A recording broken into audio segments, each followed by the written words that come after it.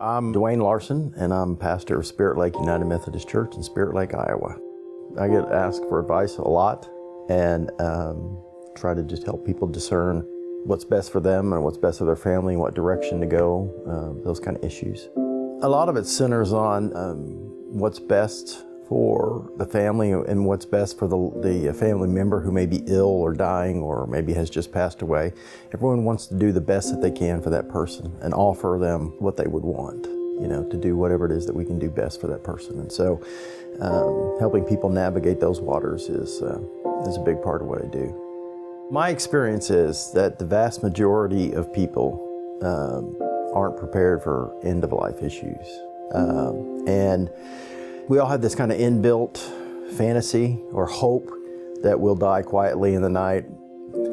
In my 25 plus years of dealing with families and in those circumstances, I can probably count on my one hand the number of times that a death has been a surprise.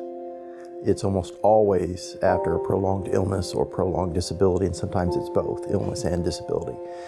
And family members are stressed out because they want to do what the loved one would want. And that's hard to do when you haven't made it clear or you haven't provided the means necessary to get that accomplished. And no one should have to settle for what they can get.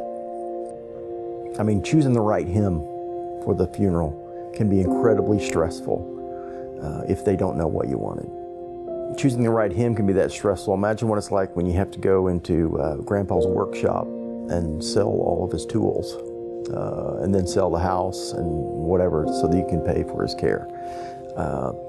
That's a tragedy and devastating for a family. And so anything that we can do to help family members prevent that kind of situation is a gift. And I've seen in my own family, my parents, my mother was diagnosed with Parkinson's when she was 64 years old and lived 13 years with that. My dad did a heroic effort to take care of her, but when she passed away, there wasn't anything left to take care of my dad.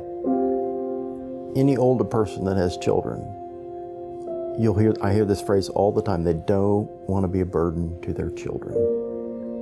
And if you don't make a plan or address this issue, the chances are you're going to be a burden to your children. And I think culturally we just haven't gotten there yet. And I think part of it is that typically speaking, you have to buy long-term care insurance and things like that while you're still healthy.